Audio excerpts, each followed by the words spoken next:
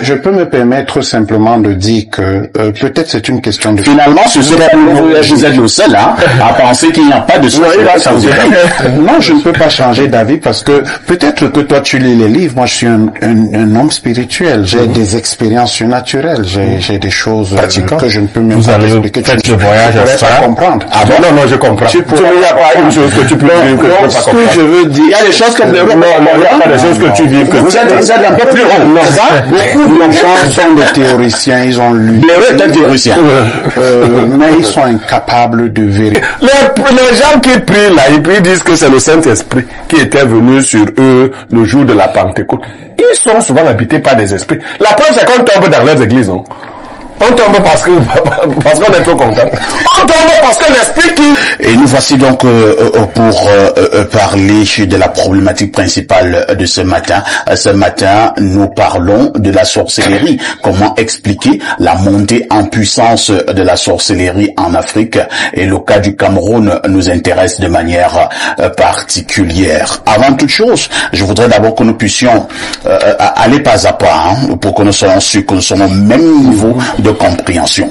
Nous allons d'abord définir en des termes très simples ce que l'on entend par sorcellerie. Je commence par passer la parole au médium Ndioseni pour qu'il nous définisse en des termes simples ce que l'on entend par sorcellerie. C'est quoi la sorcellerie, Ndioseni? Alors, monsieur Parfait, ici, je pense que, comme je vous disais tout à l'heure, lorsqu'on parle des phénomènes de la sorcellerie, ça m'inspire d'abord à la facilité. Oui, à la facilité, puisque aujourd'hui, il y a des jeunes qui ne veulent plus donner le moins d'efforts pour pouvoir travailler, pour pouvoir atteindre leurs objectifs, soit sur le plan professionnel, soit à l'école. Parce que la sorcellerie aujourd'hui influence beaucoup sur l'être. Jusque-là, tu n'as pas encore défini la sorcellerie. Parfait ici. Oui, Blériot. Je sais toujours le modérateur, mais je suggère qu'on me donne la parole pour la définition de ce concept. Parce que si on ne définit pas, les gens ne vont pas... Nous allons nous tromper. Oui, on retire d'abord la parole à Ndioseni. Je repasse la parole à Pierre Blériot, parce que j'ai dit que nous sommes méthodiques. Il faut d'abord que nous soyons d'accord sur les termes. Blériot, en des termes simples, qu'entend-on par sorcellerie? Bon, il faut d'abord dire que ce n'est pas un mot bantou. Mais nous avons nos mots. Si je vous dis ça dans nos mots, tout le monde va comprendre. Les Occidentaux ont leur pratique qu'ils ont essayé d'assimiler à la nôtre. Dans un ouvrage de Menrat Hebga, intitulé Sorcellerie chimère dangereuse, il explique ce que c'est dans la conception bantou. Il prend 3 langues, le Douala, le Beti et le Bassa. La sorcellerie se base sur un principe énergétique qu'on appelle chez les Bassa le Hou, chez les Beti Ivu, chez les Douala et Oussou. Nous avons tous potentiellement cette énergie-là. Sauf que il existe des cercles dans lesquels on ouvre cette énergie-là pour qu'elle se mette à grandir en nous. C'est-à-dire, je vais expliquer. C'est comme si nous étions habités par un autre petit fœtus à l'intérieur du fœtus. Quand nous naissons, si nos parents ont ce fœtus ou nos apparentés, ils mettent ça en nous. Et celui-ci, quand il est mis, il est ouvert. Il va grandir au fur et à mesure que nous-mêmes nous grandissons. Il sera une deuxième personne qui habite en nous, qui a donc des yeux internes et des yeux externes. Si l'être qui a cette énergie-là est associé à un groupe, on va lui enseigner des techniques d'exploitation de ce qu'il a. De manière naturelle, il sera capable de faire certaines choses de manière naturelle, c'est-à-dire de voir ce que vous ne voyez pas, d'entendre ce que vous n'entendez pas. Ça dépend du type d'énergie, parce qu'il y a l'énergie du chien, du chat, on pourra aller dans les détails. S'il appartient donc, s'il se connecte à un groupe, le groupe va donc lui enseigner des techniques particulières. Et les gens confondent. On peut être sorcier sans connaître d'autres techniques de sorcellerie d'autres techniques de pratique qui ne relèvent pas de la sorcellerie seule. Par exemple, le voyage astral. Le voyage astral est une initiation qu'on peut faire en tant que sorcier ou sans être sorcier. Mais il est plus facile quand on est sorcier de s'initier au voyage astral, c'est-à-dire la séparation du corps d'avec l'âme pour la mutation dans les mondes éthériques. Donc, pour nous résumer en début de sorcellerie, d'émission, la sorcellerie, c'est la capacité, c'est le fait pour un être d'être habité par cette énergie que nous avons définie comme étant le Hu, l'Ivusu, les Uzu et l'Ivu, et de l'exercer dans des pratiques particulière.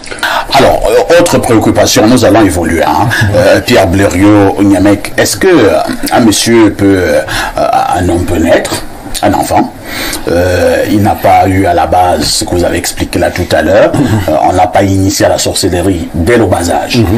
Il a dit à 40 ans, il est devenu une grande personnalité, même s'il n'est même pas devenu une grande personnalité, il a grandi. Il a grandi. C'est ça que... et il peut aller au village, c'est pas moi, ou rencontrer ses oncles, rencontrer n'importe qui, et il dit qu'il a besoin de sorcellerie. Ou alors, on peut l'appeler dans un cercle, on dit qu'on veut lui donner la sorcellerie. Est-ce que c'est possible qu'à un certain âge, tu as 40 ans, 50 ans, on te donne la sorcellerie en plein jour? Oui. C'est pour cela que ceux qui parlent là, enfin, ils connaissent pas, ils font pas la sorcellerie. Ah bon? Les deux là. Le pasteur? Oui, c'est des... Non, moi j'ai dit, pendant son intervention ici, non, on ne fait pas la sorcellerie, mais c'est assez sur le sujet. Non, c'est pas assez sur la sorcellerie comme ça. Tant que c'est pas comme ça.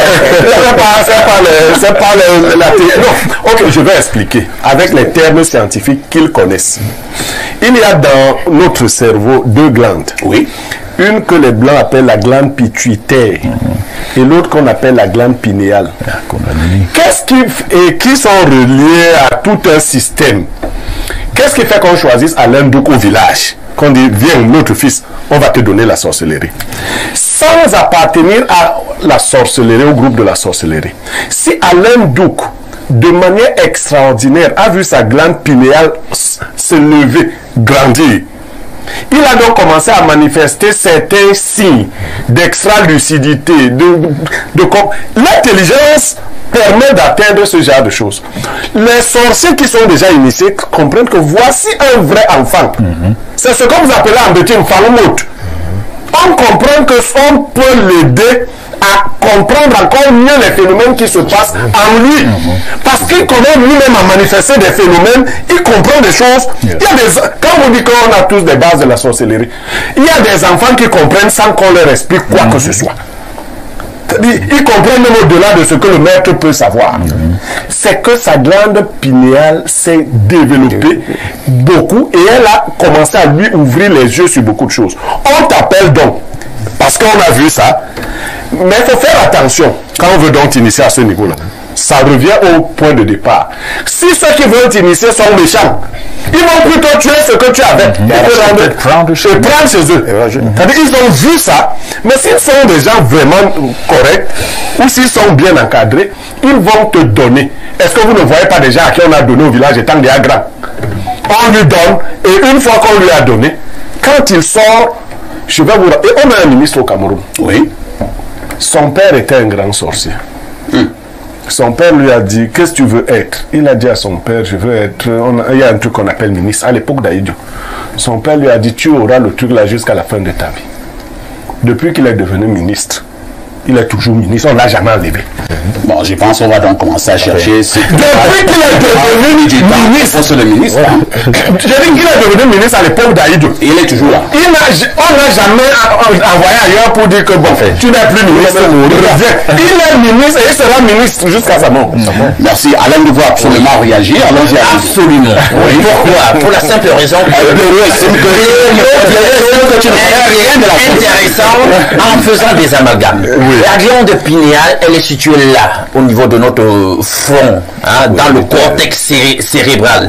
L'intelligence n'est pas limitée à la glande pinéale. Il y a tout un cortex avec 2 lobes. On le sait, notre cerveau, c'est un champ. Il y a 2 globes. La glande pinéale, elle est là quelque part. Et c'est l'organe qui nous permet de faire, comme il a dit, des expériences extrasensorielles, des expériences surnaturelles, la connexion avec le monde des entités.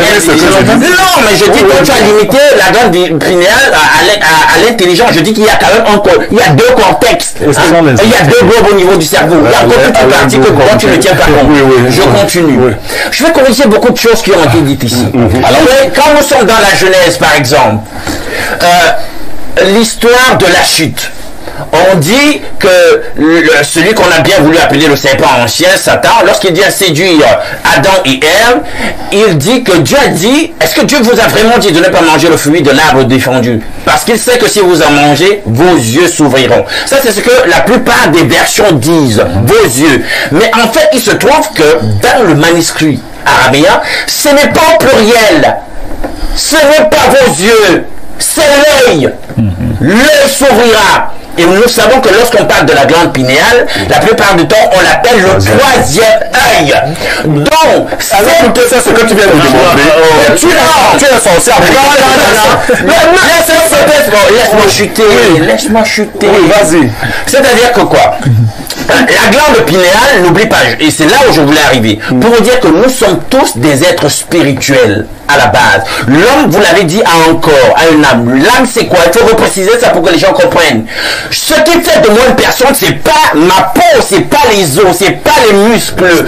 Non! Ce qui fait de moi une âme, c'est la volonté, c'est l'intelligence, c'est les sentiments, c'est le raisonnement, la créativité, tous ces éléments invisibles, mais qui font de moi la personne que je suis sur le plan identitaire. Alors l'esprit maintenant, c'est mon identité dans le plan spirituel, c'est-à-dire que la connexion avec Dieu ou les entités spirituelles. Quelle est mon identité à ce niveau? Donc s'il faut maintenant dire que du seul fait que nous soyons des êtres spirituels, parce que Dieu créa l'homme à son image et à sa ressemblance, et comme Dieu est esprit, il a mis de l'esprit en nous. Alors le seul fait que Dieu a mis de l'esprit en nous fait de nous des sorciers. Alors si Dieu est un sorcier, d'accord, nous sommes des sorciers parce que nous avons un esprit. Mais tu comprends quoi? Non, je dis, ce n'est pas le terme de sorcier. Or, sorcier ne veut pas dire ça. Le sorcier ne veut pas dire ça. Non, Dieu ne veut pas être sorcier dans le sens de ce débat. Et nous n'allons pas faire croire qu'il est un sorcier parce que la sorcellerie, elle est foncièrement péjorative. On utilise... J'arrive. Pourquoi? Je vais vous expliquer un truc. Le révérend disait tout à l'heure qu'en réalité, les anges déchus sont reculés au niveau du bas astral et n'arrivent pas à faire je veux dire, à interagir avec nous, etc.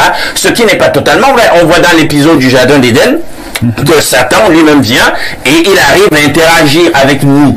Alors, c'est une guerre. Je l'ai dit, tu te rappelles à l'entame de l'émission, j'ai dit que nous sommes dans une guerre spirituelle. Il est écrit dans l'Apocalypse que nous sommes en pleine guerre. Je nuance, pour ne pas dire que absolument il n'y a pas de sorcier positif. Pourquoi? Vous savez, dans une guerre, on infiltre souvent le camp de l'ennemi. Vous le savez? On peut être en intelligence, on est avec l'ennemi pour apprendre comment il se comporte, pour apprendre ses stratégies, etc. On peut trouver des êtres, des gens qui se retrouvent dans le monde de la spiritualité, ou que Dieu a doté d'un certain nombre de facultés pour qu'ils puissent discerner exactement quelles sont les réalités de ce monde-là et les donner en partage à ceux qui ont besoin d'être éclairés. Je ne vais pas trancher là-dessus pour dire que, écoutez, il y a, dès qu'on est sorcier, il n'y a que la sorcellerie négative. Mais alors qu'il y a la sorcellerie positive. Non, je vais pas trancher, mais je vais dire ceci. Moi, j'ai fait des expériences où, accablé, je vous ai dit que moi, j'ai connu je fais une expérience où je suis oppressé spirituellement, et je vois des gens qui ont de la connaissance de la science occulte, et qui vous aident. Et sont négatifs. Ce qu'ils font pour moi n'est pas négatif. Et encore que dans la Bible, il est écrit que le manque de science n'est bon pour personne. Tu n'as pas seulement le courage de dire qu'il y a des sorciers positifs, c'est ça? Le courage, comment? Je suis en train de nuancer mon point. Dis qu'il y a des sorciers. Oui, Je peux me permettre simplement de dire que peut-être c'est une question de... Finalement, vous êtes le seul à penser qu'il n'y a pas de sorcellerie. Non, je ne peux pas changer d'avis parce que peut-être que toi tu lis les livres, moi je suis un homme spirituel, j'ai des expériences surnaturelles, j'ai des choses que je ne peux même pas expliquer. Faites le voyage à ça. Comprendre. Ah bon? Non, je comprends. Tu il n'y a pas une chose que tu peux vivre que tu peux pas comprendre. Ce que je veux dire, il y a des choses que non, il n'y a pas des choses que tu vis que vous êtes un peu plus haut. Beaucoup de gens sont des théoriciens, ils ont lu. Les est un théoricien. Mais ils sont incapables de véritables expériences spirituelles. Ah bon? Toi, tu en as fait? Pas le monde spirituel. Je veux humblement dire que je suis dépendant du Saint-Esprit et que... C'est quoi le Saint-Esprit, pasteur? Il faut dire ça aux vieilles femmes. C'est quoi le Saint-Esprit? Tu es sorcier. Si tu es dépendant de quel Saint-Esprit?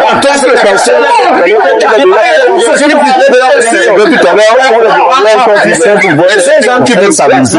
J'entre dans la vie. Non, l'amalgame se produit dans le fait que vous faites pas attention. Vous, dans la recherche ou bien montrant aux gens qu'ils seraient des sorciers positifs, ça va ouvrir un champ pour que beaucoup deviennent de véritables sorciers. Moi, je dis, c'est une brèche que vous... Qu'est-ce qui s'est passé le jour de la Pentecôte? Pour détruire beaucoup de gens. Non, qu'est-ce qui s'est passé la vérité? C'est quoi la vérité? Qu'est-ce qui s'est passé le jour de la Pentecôte dans votre Bible? Donc, qu'est-ce qui s'est passé? J'essaie juste de dire que il y a sorcellerie et il y a non-sorcellerie. Le problème avec la Bible, c'est toujours mentionné que Dieu est un Dieu saint, c'est-à-dire qu'il a quelque chose de très à part et il y a l'autre. C'est clair. Et on ne peut pas appartenir à un intermédiaire. Il y a soit vous êtes d'un côté, soit vous êtes de l'autre. Maintenant, de l'autre côté, il y a plusieurs. J'ai dit, il y a des gens, quand on dit magie blanche, magie noire, ça veut dire quelles sont les approches, quelles sont les techniques spirituelles que les gens utilisent pour obtenir un certain nombre de résultats quand ils sont de l'autre côté. Ce que je veux vous dire, vous avez des gens qui disent qu'ils soignent, mais ils savent qu'ils sont des gens qui peuvent lancer. Et parfois ils lancent, ils viennent encore vous soigner. Même les prêtres, les pasteurs peuvent lancer. Il y a des pasteurs qui décident d'aller dans l'autre côté. Non! Il y a des gens qui a toujours dénoncé ça. Nous allons aborder un autre sujet. Est-ce que tout sorcier mange les gens? On devait parler comme au quartier. C'est même parce que depuis lors, les gens ne veulent pas qu'on en parle. Manger les gens, la mendication, tout à fait, la mendication nocturne. Parfait, ici, c'est un dévoiement des pouvoirs. Attends. Est-ce que tous les policiers utilisent leurs armes pour agresser les gens? Non, pas du tout. Mais ils ont une arme, non? Oui. Ils peuvent décider de mal l'utiliser, n'est-ce pas? Tout à fait. Le pouvoir sorcier, entre guillemets, c'est un pouvoir. Le problème, c'est celui de son encadrement. En général, quand les êtres humains ont un pouvoir qui les met au-dessus des autres, ils ont tendance à mal agir. Socrate explique cela. Un monsieur, dans ce qu'il appelle le mythe de Gygès, le monsieur a trouvé une bague. Et il s'est rendu compte que chaque fois qu'il tournait la bague dans un sens, il devenait invisible. Vous savez ce qu'il a fait? Non. Il a tout fait pour tuer le roi et prendre l'épouse. Si la plupart d'entre nous là, les gens disent je fais des expériences. Si on rend quelqu'un là capable d'entrer dans les maisons des gens, qu'est-ce qu'il va vouloir faire en premier? C'est d'aller prendre les biens des gens, n'est-ce pas?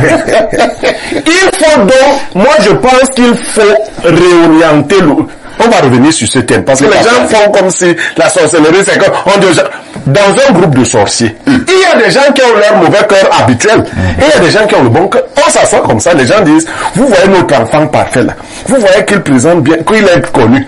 Chargeons-le pour que partout il passe, on le voit positivement. Un autre dit, c'est l'enfant de toi, je ne suis pas d'accord. Gâtons ce qu'il a même déjà. C'est un débat. Pourquoi vous pensez que dès qu'on est là, on dit que tu as les gens, c'est pour cela que celui qui n'est pas d'accord, on appelle ça ambassade DIMP. Dans le DIMP, celui qui n'est pas d'accord, souvent se retire. Il peut venir te prévenir. Car ici, on t'a invité à tel lieu. Ne parle pas. Il est négatif? Non. Vous voyez, les gens qui prient là, ils disent que c'est le Saint-Esprit qui était venu sur eux le jour de la Pentecôte. Ils sont souvent habités par des esprits. La preuve, c'est qu'on tombe dans leurs églises, non? On tombe parce qu'on est trop content. On tombe parce que l'esprit qui vient affronter l'esprit qui est en vous est plus fort. C'est pour cela que vous tombez. Donc arrêtons de stigmatiser l'Afrique. Tant qu'on va traiter les sorciers de cette façon-là, tous vont rentrer dans le même cocon pour dire que bon, nous on va se réduire à manger les gens. On dit que nous sommes des méchants. Nous sommes des méchants.